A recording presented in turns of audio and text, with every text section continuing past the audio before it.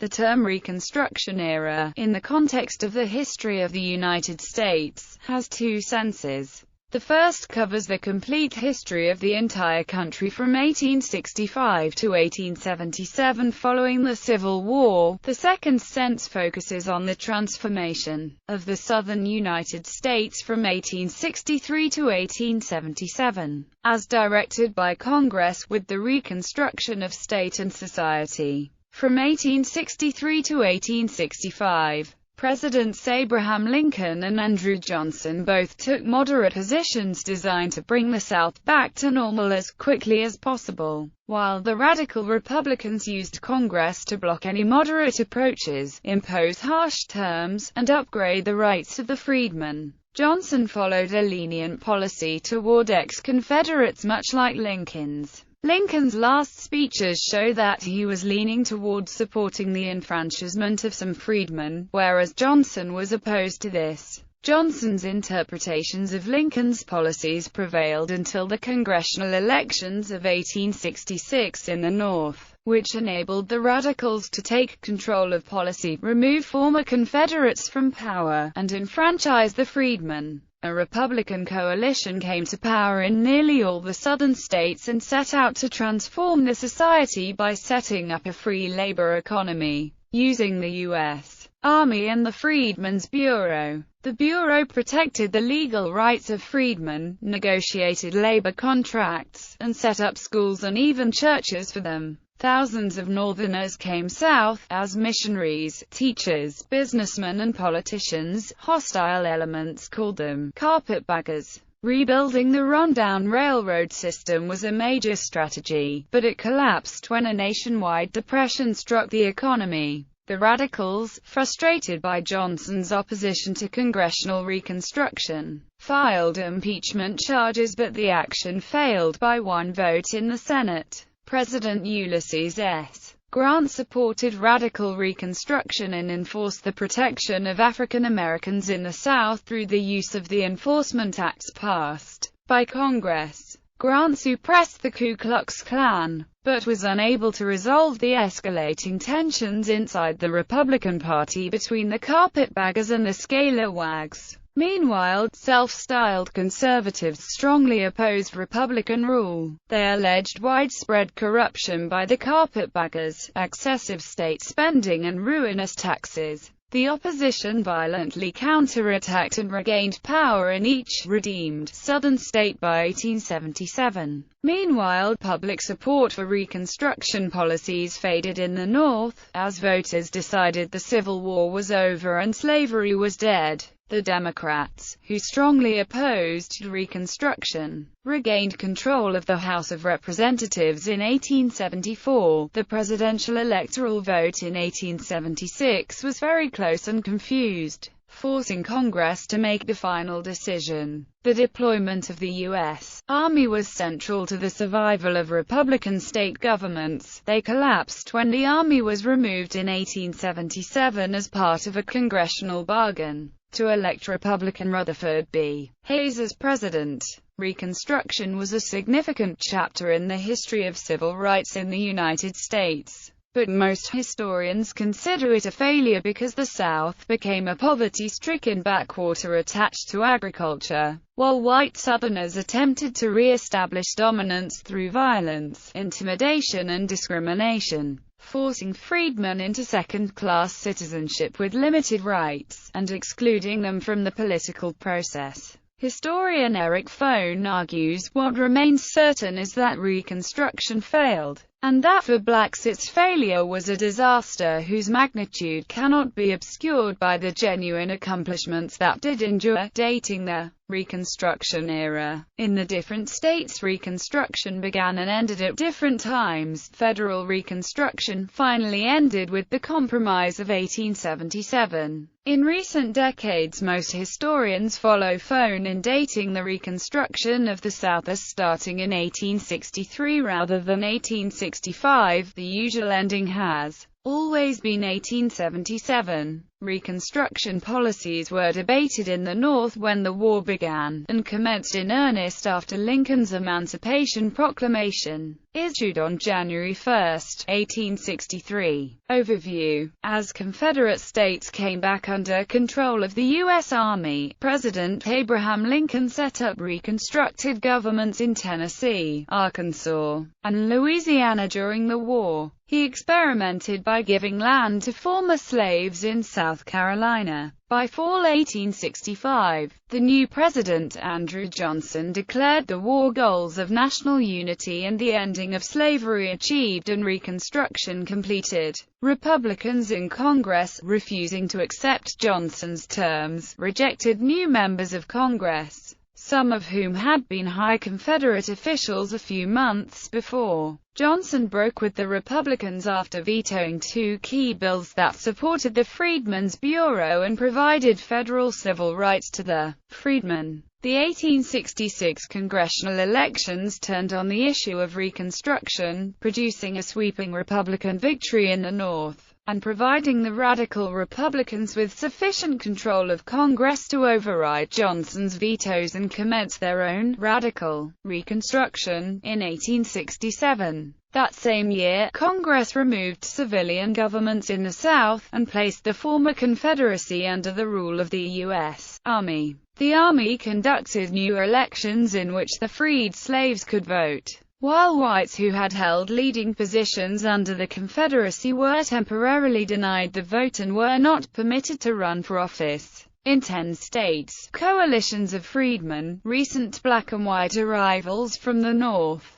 and white Southerners who supported Reconstruction cooperated to form Republican biracial state governments. They introduced various Reconstruction programs including funding public schools, establishing charitable institutions, raising taxes, and offering massive aid to support improved railroad transportation and shipping. Conservative opponents called the Republican regimes corrupt and instigated violence toward freedmen and whites who supported Reconstruction. Much of the violence was carried out by members of the Ku Klux Klan, a secret terrorist organization. This led to federal intervention by President Ulysses S. Grant in 1871 that suppressed the Klan. White Democrats, calling themselves Redeemers, regained control state by state, sometimes using fraud and violence to control state elections. A deep national economic depression following the Panic of 1873 led to major Democratic gains in the North, the collapse of many railroad schemes in the South, and a growing sense of frustration in the North. The end of Reconstruction was a staggered process, and the period of Republican control ended at different times in different states. This was followed by a period that white Southerners labeled Redemption, during which white-dominated state legislatures enacted Jim Crow laws and, beginning in 1890, disenfranchised most blacks and many poor whites through a combination of constitutional amendments and electoral laws. The white Democrat Southerners' memory of Reconstruction played a major role in imposing the system of white supremacy and second-class citizenship for blacks, known as the Age of Jim Crow. Purpose: Reconstruction addressed how the 11 seceding states would regain what the Constitution calls a Republican form of government, and be reseated in Congress. The civil status of the former leaders of the Confederacy, and the constitutional and legal status of freedmen, especially their civil rights and whether they should be given the right to vote. Intense controversy erupted throughout the South over these issues.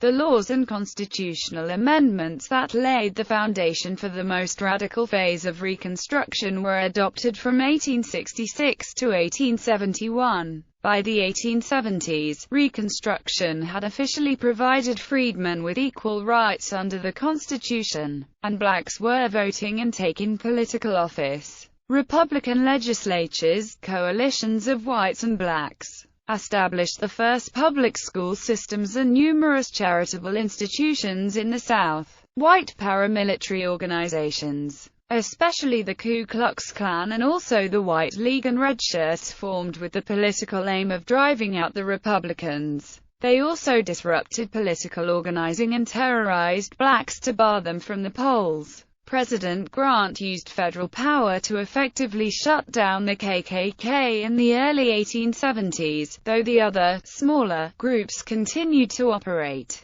From 1873 to 1877, conservative whites regained power in the southern states. They joined the Bourbon wing of the National Democratic Party. In the 1860s and 1870s, the terms radical and conservative had distinctive meanings. Conservative was the name of a faction, often led by the planter class. Leaders who had been Whigs were committed to economic modernization, built around railroads, factories, banks and cities. Most of the radical Republicans in the North were men who believed in free enterprise and industrialization. Most were also modernizers and former Whigs. The liberal Republicans of 1872 shared the same outlook, except they were especially opposed to the corruption they saw around President Grant, and believed that the goals of the Civil War had been achieved so that the federal military intervention could now end.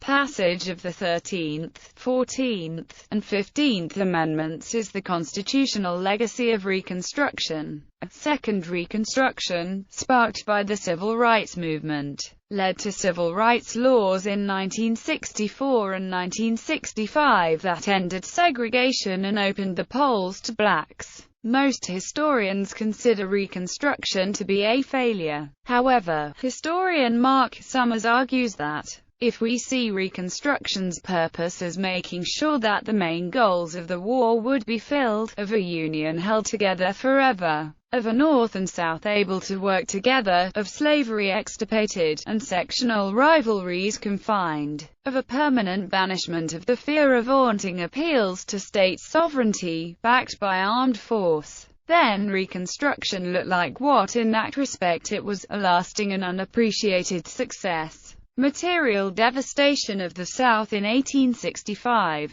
Reconstruction played out against an economy in ruin. The Confederacy in 1861 had 297 towns and cities with a total population of 835,000 people. Of these, 162 with 681,000 people were at one point occupied by Union forces. 11 were destroyed or severely damaged by war action, including Atlanta, Charleston, Columbia, and Richmond. The 11 contained 115,900 people in the 1860 census, or 14% of the urban South. The number of people who lived in the destroyed towns represented just over 1% of the Confederacy's combined urban and rural populations. The rate of damage in smaller towns was much lower. Only 45 courthouses were burned out of a total of 830. Farms were in disrepair, and the pre-war stock of horses, mules and cattle was much depleted. 2/5, or 40%,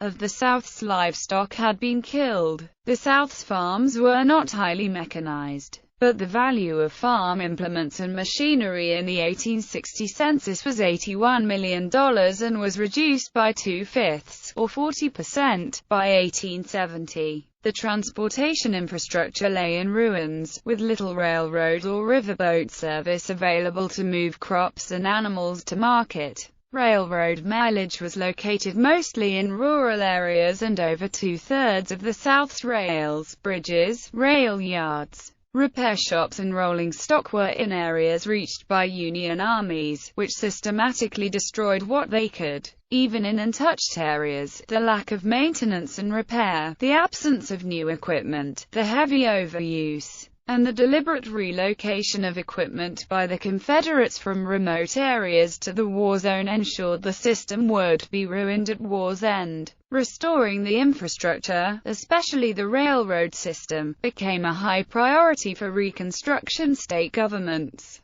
The enormous cost of the Confederate war effort took a high toll on the South's economic infrastructure. The direct costs to the Confederacy in human capital, government expenditures, and physical destruction from the war totaled $3.3 billion. By 1865, the Confederate dollar was worthless due to high inflation, and people in the South had to resort to bartering services for goods, or else use scarce Union dollars. With the emancipation of the Southern slaves, the entire economy of the South had to be rebuilt. Having lost their enormous investment in slaves, white planters had minimal capital to pay freedmen workers to bring in crops. As a result, a system of sharecropping was developed where landowners broke up large plantations and rented small lots to the freedmen and their families. The South was transformed from an elite minority of landed gentry slaveholders into a tenant farming agriculture system. The end of the Civil War was accompanied by a large migration of new freed people to the cities. In the cities, African Americans were relegated to the lowest-paying jobs such as unskilled and service labor. Men worked as rail workers, rolling and lumber mills workers, and hotel workers. The large population of slave artisans during the antebellum period had not been translated into a large number of freemen artisans during Reconstruction. Black women were largely confined to domestic work, employed as cooks, maids, and child nurses. Others worked in hotels. A large number became laundresses. The dislocations had a severe negative impact on the black population, with a large amount of sickness and death. Over a quarter of Southern white men of military age, the backbone of the South's white workforce, died during the war, leaving countless families destitute. Per capita income for white Southerners declined from $125 in 1857 to a low of $80 in 1879. By the end of the 19th century and well into the 20th century, the South was locked into a system of poverty.